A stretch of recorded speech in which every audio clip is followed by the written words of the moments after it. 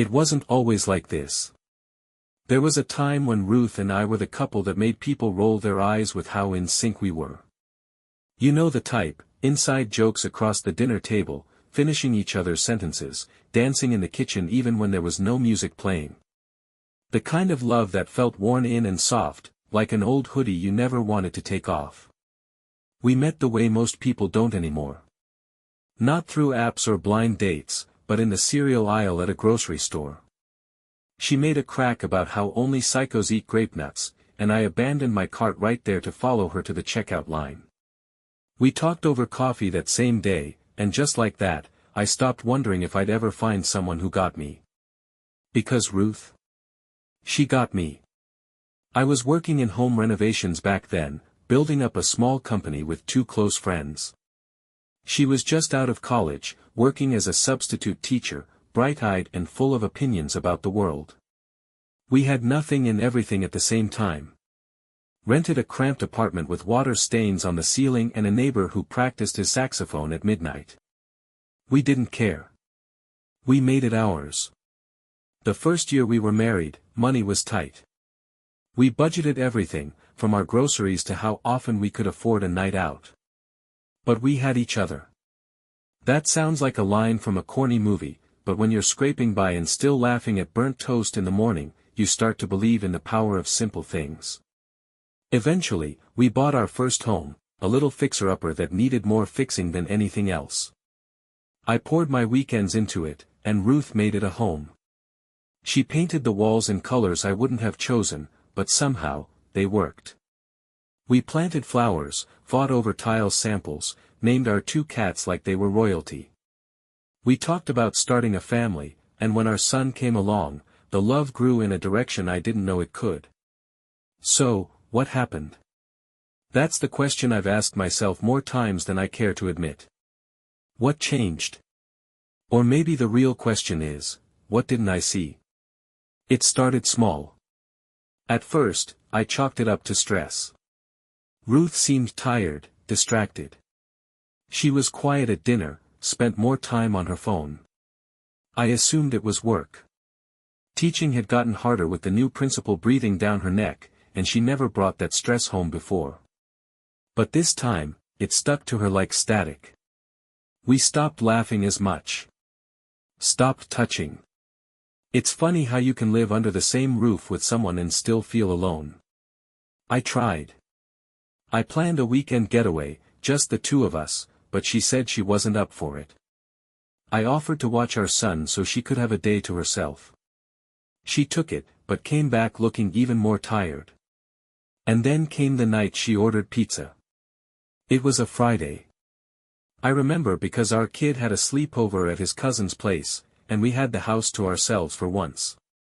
I figured we'd cook dinner together, maybe watch that show she loved. But when I got home, the kitchen was cold.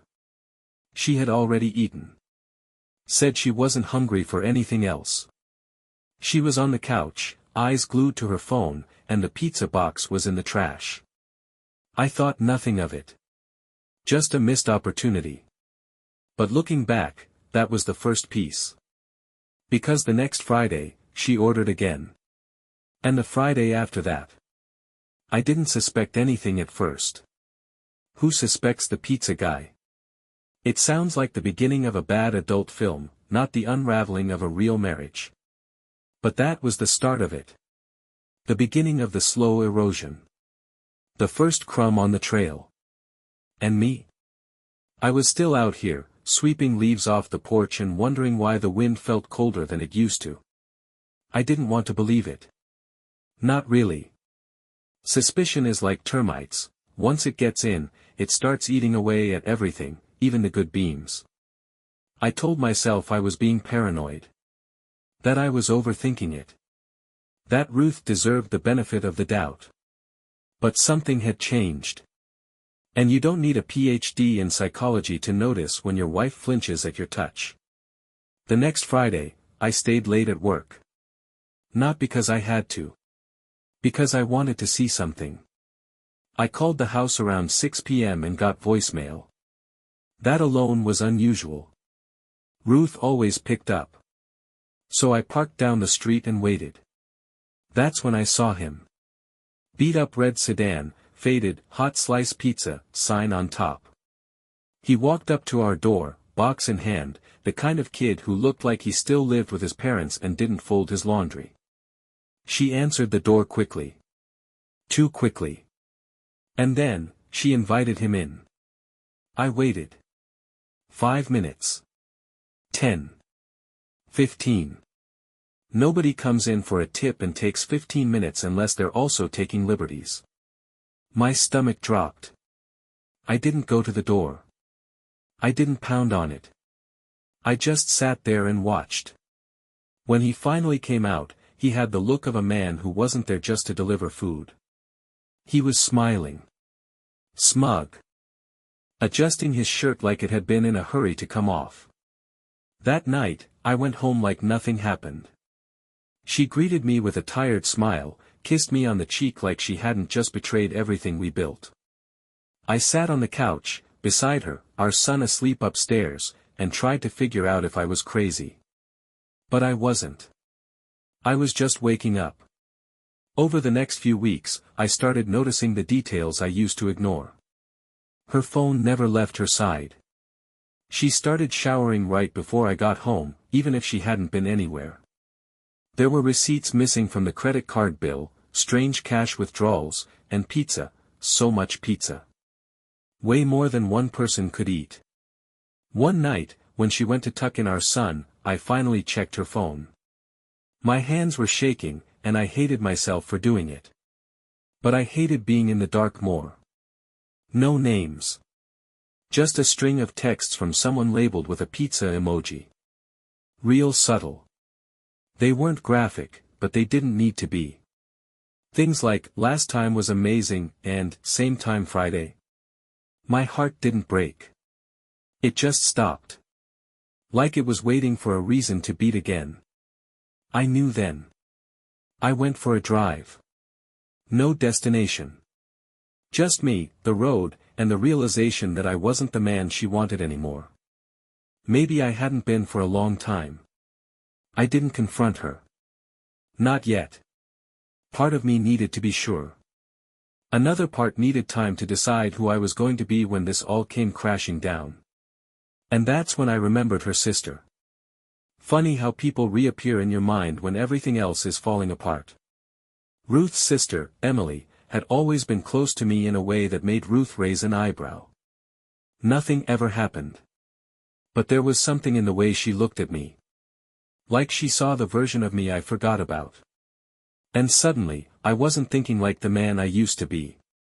I was thinking like a man who needed to hurt back. Revenge isn't something you plan with a clear head. It grows like mold, in the dark corners of your heart, fed by betrayal and sleepless nights. I didn't wake up one morning thinking, you know what would make me feel better? Breaking the last sacred rule of our lives. But that night, after reading those texts, after watching her smile like she hadn't stomped on my trust, something flipped inside me. Emily wasn't just Ruth's sister. She was also the opposite of Ruth in almost every way. Where Ruth was quiet and reserved, Emily had this fire to her, a blunt honesty that could light up a room or burn it down. She had never liked the way Ruth took things for granted, and she wasn't shy about saying it. Over the years, we'd bonded through mutual eye rolls and side conversations at family dinners. Still, this wasn't something you call about lightly. I picked up the phone 3 times before actually dialing. When she answered, I almost hung up. But I didn't. Hey, Em. You got a minute? She paused. Everything okay? You sound like you just watched your dog get hit by a car. I found out, I said. About Ruth. The pizza guy. There was a beat of silence. Then a low, angry, that piece of garbage. Yeah. Emily didn't ask how I knew. Didn't question if I was sure. That told me more than I expected. So what now? She asked. I paused. I don't know. I didn't call to dump all this on you. I just needed someone who'd be honest. Someone who wouldn't tell me to forgive and forget. You called the right person, she said. Because I'll tell you this, Cole, my sister doesn't deserve you. She never did. Those words hit me like a warm coat after a storm. Not because I agreed, but because someone saw me. Someone was on my side. I didn't suggest anything that night. We didn't even talk long. But the door cracked open. And I left it that way. The following week, I did what I hadn't done in years, I made plans without telling Ruth. Said I had a job site 2 towns over that ran late. I didn't. I drove to the lake instead. Emily met me there. We didn't kiss. We didn't cross a line. But we sat under the stars, and I told her everything. She listened the way someone listens when they're holding back the urge to cry for you. When she touched my hand, I didn't pull away. That was the first moment I felt wanted in months. I'm not here to make you cheat, she said quietly. But if you need to feel like a man again, someone who matters, I won't judge you. I nodded. But I still wasn't sure. The next Friday, the pizza guy came again. And again, she let him in. This time, I didn't wait in my truck. I drove away. To Emily's apartment. And I knocked on the door like a man who had finally made up his mind. She opened it in silence, stepped aside, and let me in. That's all. No questions. No expectations.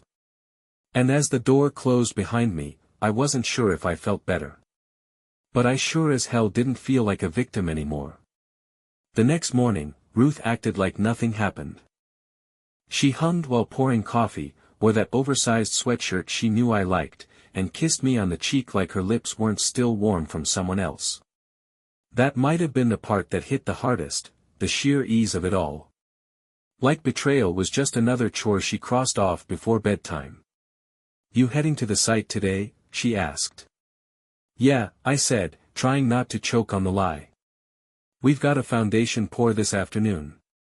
She nodded, stirring cream into her mug. You should take it easy, you've been working a lot lately. I wanted to laugh. Or scream. Or maybe just curl into a ball and wait for the storm to pass. But I smiled. Because that's what we do when we're dying inside and don't want anyone to know. We smile. Later, at work, I couldn't focus. The guys kept asking if I was okay, and I kept brushing it off. Truth is, I didn't know who I was anymore. The man I used to be wouldn't have let this happen. The man I used to be would have fought, would have tried harder, would have confronted her the first night I suspected anything. But I wasn't that man anymore. I was someone else now. Someone darker, maybe. Someone who knew how it felt to be gutted quietly. That evening, I drove straight to Emily's. No warning. No text. I just showed up. She opened the door, saw the look on my face, and stepped aside without a word.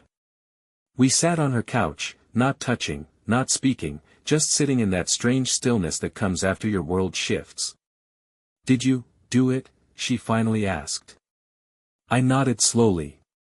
Yeah. Friday. While I was driving to you. Emily stared at the floor, jaw tight. You okay? No. That was the most honest thing I'd said all week. She got up and came back with a bottle of something stronger than we probably needed.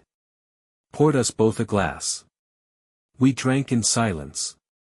Do you hate her? She asked after a while. No, I said. I wish I did. It'd make this easier. But I don't. I hate what she did. I hate what she turned us into. But I don't hate her. Emily leaned back against the couch and let out a slow breath. Then what are you going to do? I looked at her. Really looked. And for a second, I saw the whole twisted future, divorce papers, custody agreements, the awkward holidays where we pretend none of this happened. I don't know, I said. But I can't keep pretending. That night, we didn't do anything more than talk.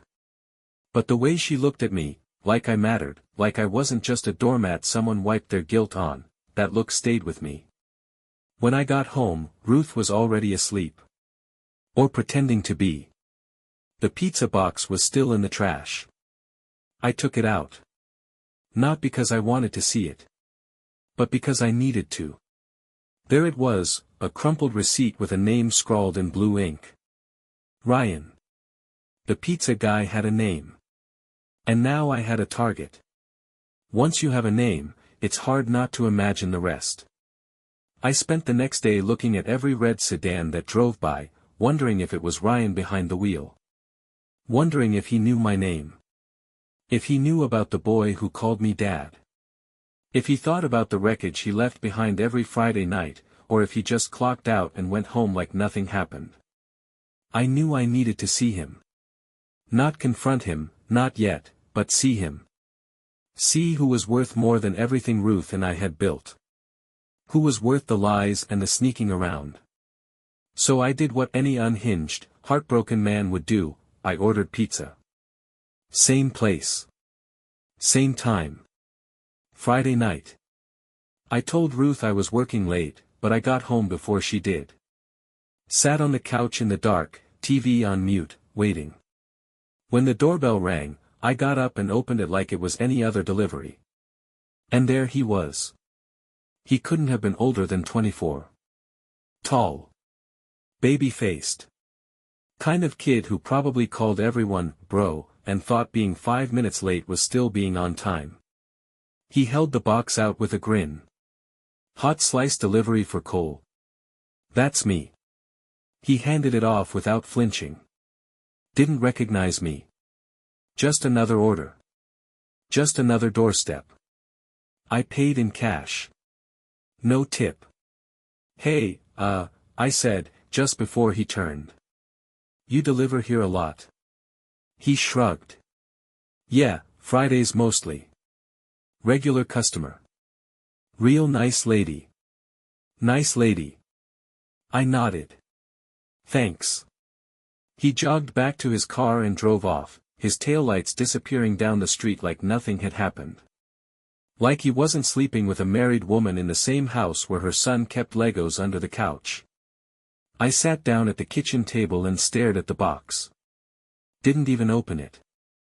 That night, I didn't go to Emily's. I stayed home. I watched Ruth come in late, kiss me like it was habit, and head to bed like everything was fine. And I knew what I had to do next. I wasn't going to shout. I wasn't going to break things. I wasn't even going to give her the dignity of a confrontation. I was going to let the truth do all the talking.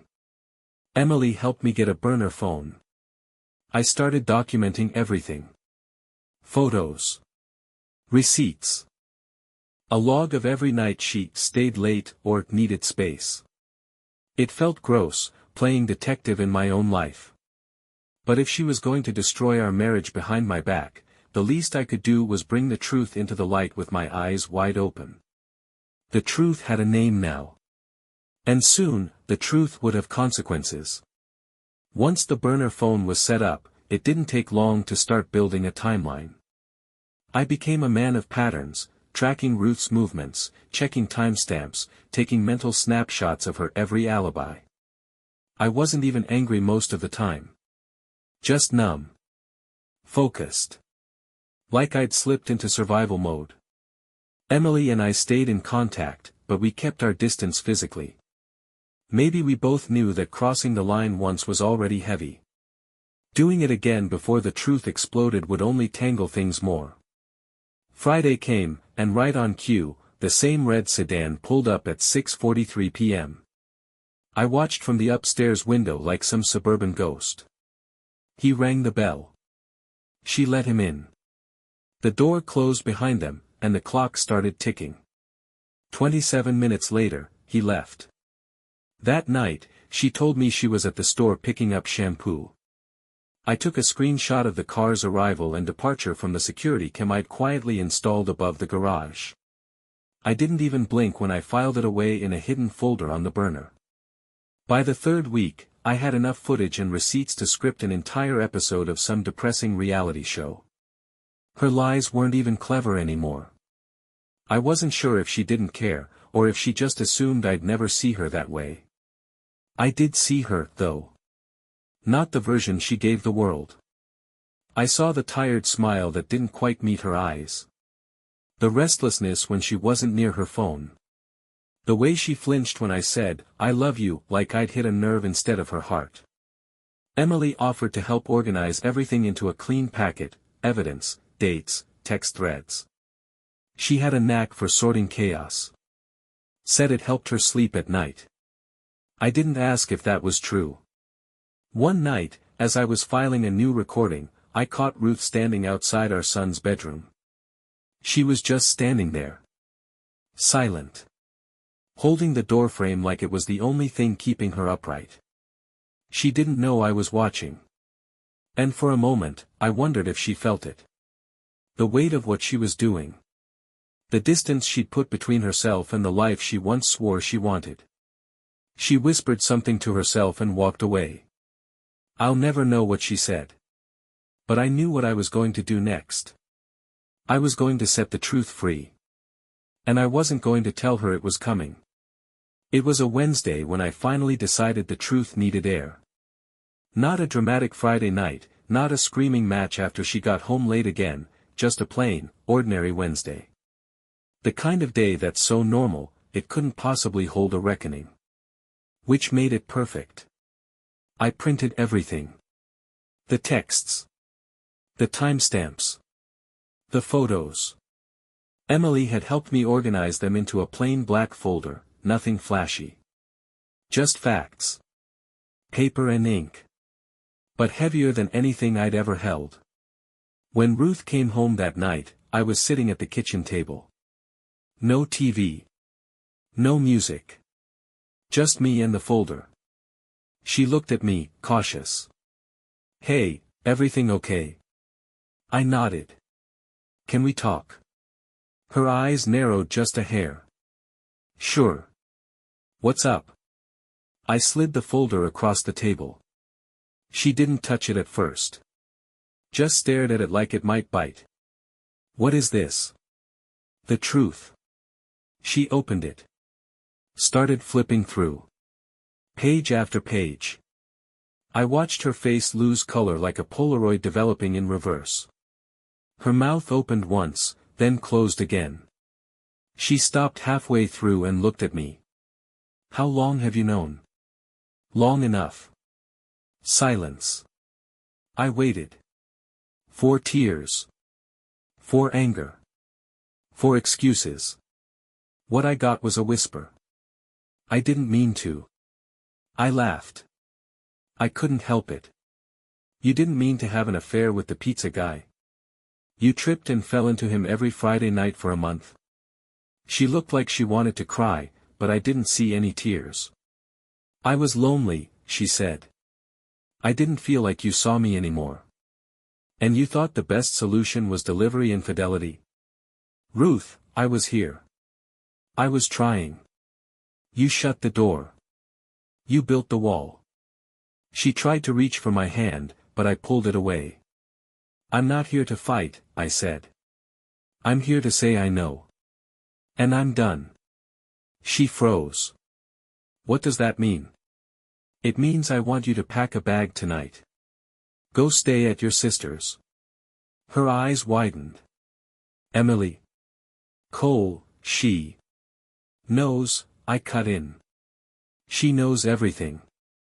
Has for a while. And before you ask, yes.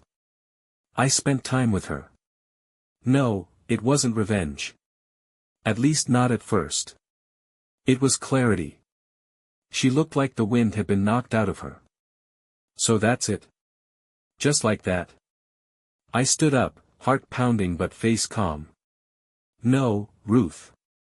Not just like that. Like this. After everything.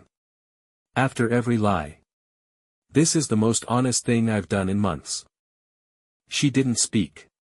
Didn't scream. She just sat there, staring at the folder. And for the first time in a long time, I felt like I could breathe again. Please be out by morning, I said. I'll tell our son you needed some time to think. I won't ruin you. But I won't live with you either. Then I left the room, and let the silence do what I couldn't anymore. Ruth was gone the next morning. No note. No goodbye. Just a hollow space in the closet and a few empty hangers swaying like they missed her already. Our son was still asleep when I checked. I stood in his doorway for a moment, wondering if this was the last time he'd wake up to both of us under one roof. I made breakfast like I always did. Pancakes, just the way he liked them. When he asked where Mom was, I told him she needed a little time to think about some things. He nodded, distracted by the syrup. Kids are resilient. But they know more than we think. After I dropped him at school, I came home to the quietest house I'd ever stepped into. It wasn't the silence of peace. It was the silence of something unfinished. Emily texted me around noon. How are you holding up? I stared at the screen for a minute before replying. Lighter. Sad. But lighter. She offered to come by, but I told her not yet. I needed a minute to exist in the wreckage before trying to rebuild. That evening, I boxed up the things that reminded me too much of the life we had. The wedding photo. The Christmas ornament from our first tree. A Valentine's card she'd written when we were broke and blissful and thought love could fix anything. I wasn't angry anymore. Just tired. Later that night, I sat on the back porch with a beer and a blanket, watching the sky go dark. That was our spot once. We used to sit out here and talk about the future.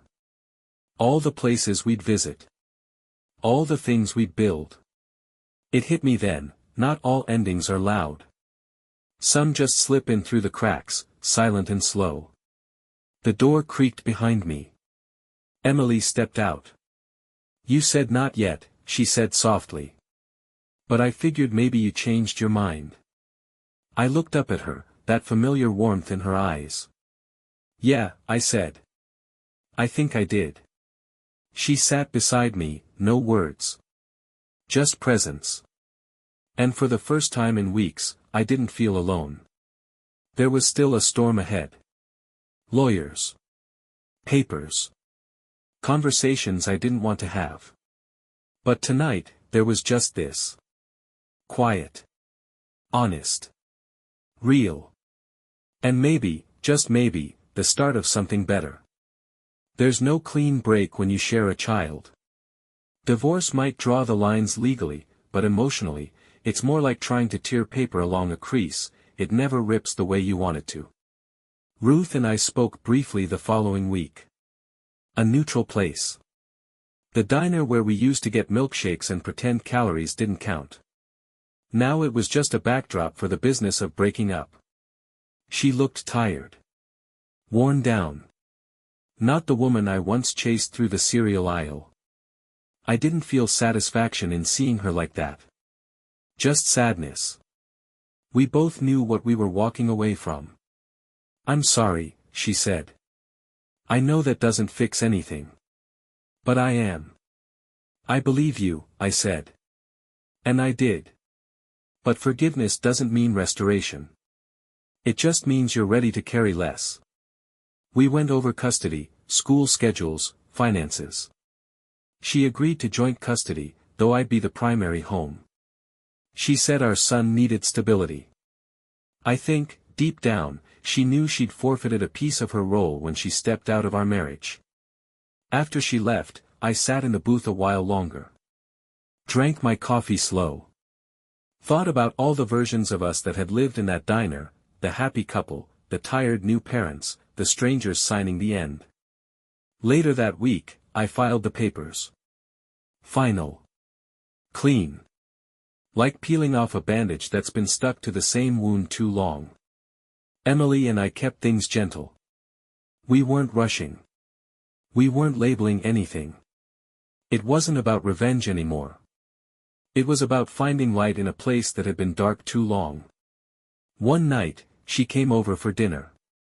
My son helped set the table, beaming at her like he already knew she was going to be part of the next chapter. After he went to bed, we sat on the couch. She curled up beside me, and I realized how long it had been since I'd felt at peace. "You okay?" she asked. I nodded. "Getting there. Good. Because you deserve more than survival." I didn't answer. Just pulled her closer. Some stories don't end with fireworks or dramatic monologues. Some end quietly, and then begin again, one honest moment at a time. It's strange how life finds its rhythm again after the storm. Not all at once. More like small beats you start to recognize, laughter that doesn't feel forced, quiet mornings without tension, the clink of silverware over a dinner table that doesn't feel like a battleground. My son adjusted quicker than I expected. Kids, man. They bend where adults break. He still asks about Ruth. Still spends weekends with her. But the questions stopped being sharp.